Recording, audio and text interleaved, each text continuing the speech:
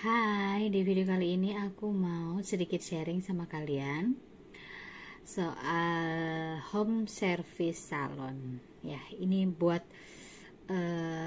sekedar sharing dan buat patokan buat kalian-kalian yang menerima jasa home service.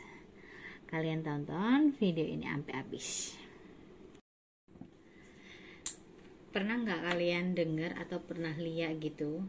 Ada beberapa orang yang menerima jasa home service untuk salon. Sekarang kan lagi marak banget ya home service, bisa dipanggil-panggil kayak gitu. Itu sebenarnya nggak ada masalah sih, selagi ada yang manggil dan selagi juga orang itu sanggup dan mumpuni dengan perlengkapan yang amat sangat terbatas untuk pencucian ya. Dan memang sih aku bilang untung karena untungnya itu tidak mengeluarkan yang namanya biaya-biaya operasional seperti halnya biaya listrik. Sebentar, nggak keluarin biaya listrik, terus nggak harus keluarin biaya air kayak gitu-gitu. Tapi juga kita harus benar-benar melihat dulu oknum atau para pemilik jasa apa namanya itu home service salon. Ini yang sering banget aku temuin dan mohon maaf juga aku bahas di video ini. Kadang aku juga sedikit heran sama kalian itu ya.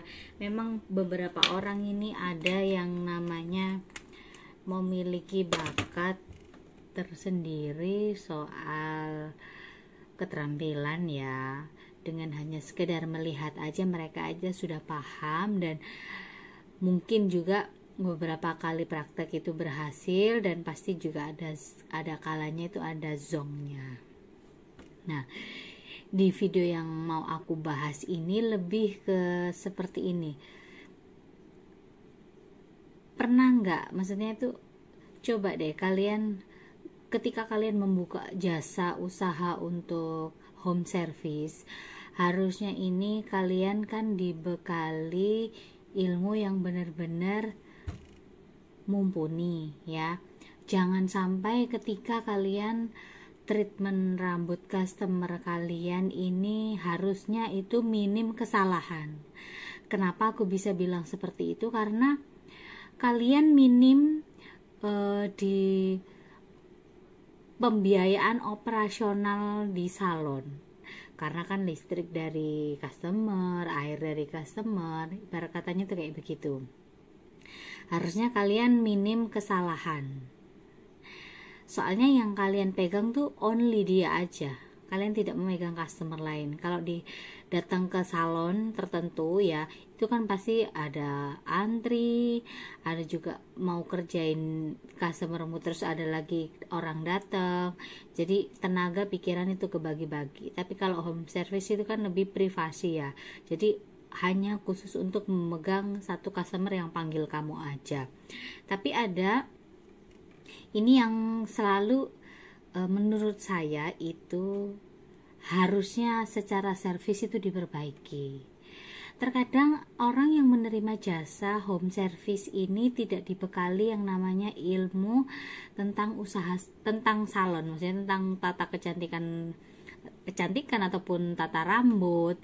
Itu mereka ilmu katon, dalam arti hanya sekedar bisa karena melihat YouTube maybe, atau pernah ke salon melihat cara kerjanya terus dipraktekkan, hanya seperti itu yang saya lihat rata-rata ya. Tapi ya mungkin ada beberapa orang yang memang dibekali oleh ilmu, memang dia sekolah salon ataupun mereka bekas kerja di salon.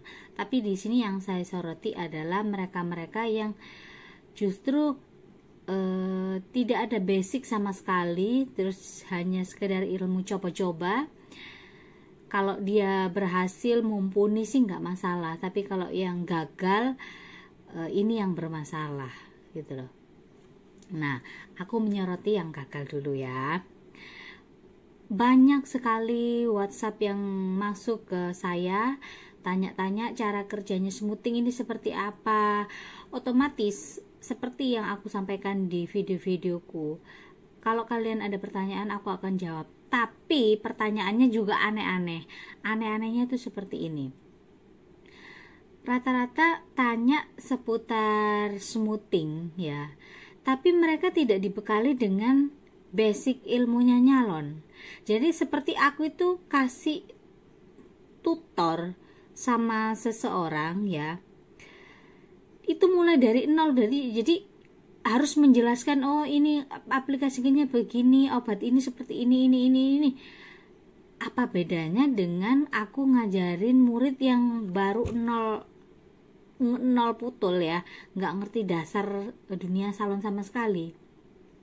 Padahal yang aku maksud, kalau ada kalian pertanyaan yang tidak mengerti, kalian tanya aku, pasti aku jawab. Itu memang iya, tapi itu kalau kalian, rata-rata yang di pikiranku adalah untuk yang orang yang sudah menguasai, jadi beberapa item aja yang ditanyakan itu, jadi kita ngasih tahu itu gampang gitu loh, bukan yang bertanya tapi mulai dari nol. Itu yang susah. Susahnya gimana? Iya, kalau posisi aku lagi senggang, lagi nggak megang customer, lagi nggak ngajar, itu mungkin aku masih bisa jawab lah. Tapi kalau posisi aku lagi pegang customer dan aku itu nggak bisa pegang HP, nggak bisa balas WhatsApp, itu kan jadi masalah nantinya. Apalagi penyampaian kita di tulisan ataupun voice note, itu terkadang apa yang ditangkap itu juga berbeda. Beda lagi kalau kita lagi belajar posisi ketemu face to face, terus kita ada model praktek, itu beda lagi cerita. Rata-rata yang bertanya itu tidak ada background ataupun basic ilmu salon sama sekali gitu loh, dan mereka sudah berani membuka usaha home service. Nah itu kan yang harus diperhatikan sekali ya, buat siapa aja yang merasa membuka jasa home service, harusnya itu kalian memahami dulu karakteristik rambut itu seperti apa, jenis-jenis obat itu seperti apa, cara bekerjanya itu seperti apa. Jangan mulai tanya yang dari benar-benar nol ya, sama aja aku ngajarin muridku yang benar-benar nggak tahu apa-apa kayak gitu, itu dari nol banget, itu kan jelasnya susah gitu loh. Ada lagi yang tanya sampai bahkan mereka tentang kayak misalkan warna gitu ya, pencampuran aja nggak ngerti gitu loh. Nah terus sedangkan kita mau jelasin juga bingung juga, karena kan nggak face to face gitu loh. Makanya sedikit banyak kalau kita mau usaha apapun, harusnya itu dibekali sama ilmu yang benar-benar paling tidak itu dasarnya kita sudah punya dulu, supaya kita minim kesalahan. Karena kalau kalian sudah membuka jasa untuk home service, itu kan privat ya, kalian di booking untuk ngerjain rambut orang itu sendiri aja gitu loh, nggak harus megang customer yang lain. Maybe kalian dibayar sedikit agak mahal supaya mereka dapat customer, kalian dapat hasil rambut yang bagus. Tapi kalau kalian minim pengetahuan ya kan, hanya sekedar ilmu coba-coba dan hanya sekedar melihat di YouTube, itu ya otomatis kalian salah besar. Iya, kalau kalian punya ilmu dasarnya, basicnya sudah punya, itu mungkin kalian akan memahami. Tapi kalau yang nggak paham ini tadi loh, ini yang susah, kasihan customer kalian. Jadi apa yang harusnya kalian praktekkan ke customer kalian, itu kalian hanya sekedar ilmu raba-raba, ilmu coba-coba gitu loh. Syukur-syukur bagus, syukur-syukur enggak. Nah itu kan yang bahaya, jangan sampai lah. Kalau kalian memang mencintai profesi kalian di dunia tata rambut, penata kecantikan, pergilah les. Nggak usah yang les yang terlalu mahal, yang murah-murah aja, yang penting kalian mengerti dasarnya dulu. Supaya apa? Ketika kalian menghadapi customer dan terjadi kesalahan, kalian itu juga dalam ngasih jawaban itu kalian tuh pede. Ketika kalian dihadapkan customer yang emosional atau bagaimana, kalian sudah siap dengan segala jawaban yang harus kalian jawab tentang ilmu tata rambut yang kalian kuasai. Jangan ketika kalian sudah dapat masalah terus kalian melihat satu video di YouTube, terus mungkin ada yang tidak paham, kalian bertanya, otomatis yang kalian tanya ini juga ikut bingung juga gitu loh. Karena bingungnya, lah ternyata orang ini sama sekali nol basic sekali, nggak ada basic sama sekali. Terus mau jelasinnya seperti apa coba? Bukan kita itu pelit ilmu atau yang sejenisnya bagaimana. Yang kalian tonton di video-video di YouTube, mungkin ada beberapa yang cara penyampaiannya itu sangat detail sekali. Tapi ada mungkin juga beberapa yang cara penyampaiannya ya mungkin ya seperti aku gini ya, oh cara kerjanya seperti ini. Tapi ketika kalian dihadapkan sama customer, sama rambut orang, itu beda-beda loh. Ada rambut yang kecil-kecil banget tapi minta di smoothing, ya cara kerjanya seperti apa. Kalau kalian tidak memahami sama sekali yang namanya basic analisa rambut, itu juga kalian juga akan susah. Akhirnya tabrak obat sana sini, asal nemplok, asal ngoles, akhirnya bermasalah. Giliran sudah bermasalah kalian bingung untuk tanggung jawabnya gimana, bingung harus pakai produk apakah, pakai ini ya sudah telat. Namanya sudah kena aplikasi kimia, bahan kimia, otomatis itu butuh waktu gitu loh. Jangankan orang lain, saya yang bergelut di dunia salon sudah tahunan, ketika saya mau mencoba suatu produk, otomatis saya harus pakai rambut saya dulu. Contohnya kemarin aku warna rambutku warna ungu itu kan harus di bleaching. Mustahil lah kalau kita bleaching rambut itu hasilnya nggak kering di rambut kita, itu pasti kering gitu loh. Otomatis kan ada penanganan khusus gitu ya. Jangan hanya sekedar tabrak sana tabrak sini, kasihan customer kalian. Aku yang punya salon aja untuk mengembalikan rambut kasar bekas bleaching itu juga perlu waktu, dan harus punya beberapa produk yang memang untuk repair rambut-rambut yang rusak. Nah kalau kalian punya jasa home service, kalian dari segi stok produk untuk repair rambut aja kalian nggak ada, terus kalau kejadian yang namanya rambut rusak itu bagaimana? Apa hanya sekedar memang seperti itu smoothing, itu salah, nanti bikin nama kalian jatuh. Harusnya kalian sebagai para pelaku usaha home service ya rata-rata ini mengerti dulu analisa rambut seperti apa. Membeli obat pun jangan sekedar satu macam ya, ini kesalahannya. Terkadang banyak sekali aku temuin, rata-rata aku tanya, dia membeli obat satu macam, dan rata-rata yang dibeli semuanya strong kalau untuk obat smoothing. Jadi mau rambut lurus, mau rambut keriting, mau rambut bagaimanapun dikasihnya strong. Terkadang kalau mereka pakai mereknya Metrik, aku bilang ya, mereka selalu pakai yang resisten terus. Mereka tidak melihat jenis rambutnya seperti apa. Ini kan suatu kesalahan gitu loh. Jangan sampai namanya kita kerja ya, apalagi kita dibayar lebih mahal karena kita datang ke rumahnya, itu meminimalisir yang namanya kesalahan. Makanya meskipun jasa home service harus punya yang namanya stok obat kalian ini harus lengkap. Paling enggak ini ya ada normal, ada strong, ya paling enggak ada hair mask yang bagus, ya paling enggak juga ada krim ataupun hair treatment apapun.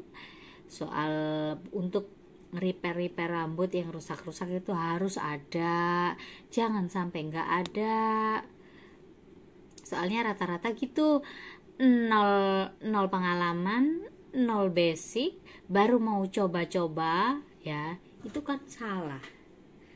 Ayolah kalian bisa kok, meskipun kalian dari kalangan apapun, kalian les lah, kursus lah dimanapun, toh juga itu untuk ilmu kalian sendiri nyari duit gitu loh. Jadi itu yang sering kali kesalahan-kesalahan yang aku temuin.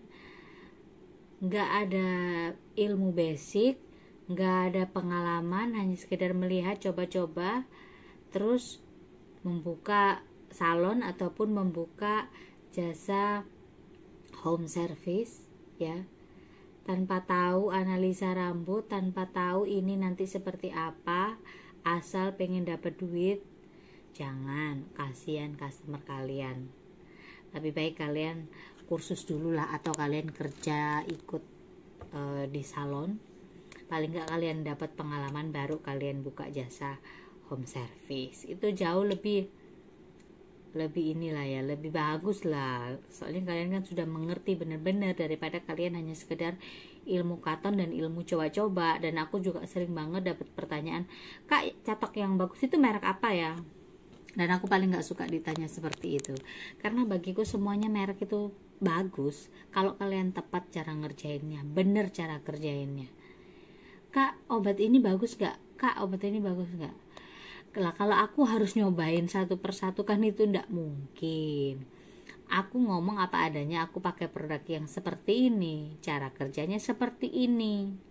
Tapi di sana nggak ada. Loh, sekarang zaman sekarang loh, kalian mau pakai obat apa aja itu bebas. Toh sebenarnya kandungannya itu nggak jauh beda kok. Mungkin ada beberapa persen aja yang kandungannya itu berbeda. Tapi harusnya yang paling penting itu adalah cara kerja kalian gitu loh. Dan yang paling penting lagi, harus dibekali sama ilmu basic, benar-benar paling enggak itu ilmu dasar basic itulah. Jadi buat kalian yang usaha salon ataupun punya usaha jasa home service salon, harus dibekali benar-benar ya. Namanya kita cari uang itu kan kita harus jaga yang namanya harga diri kita. Kalau kita nggak jaga benar-benar, bagaimana kita mau cari rezeki di kemudian hari? Atau juga itu untuk diri kalian sendiri.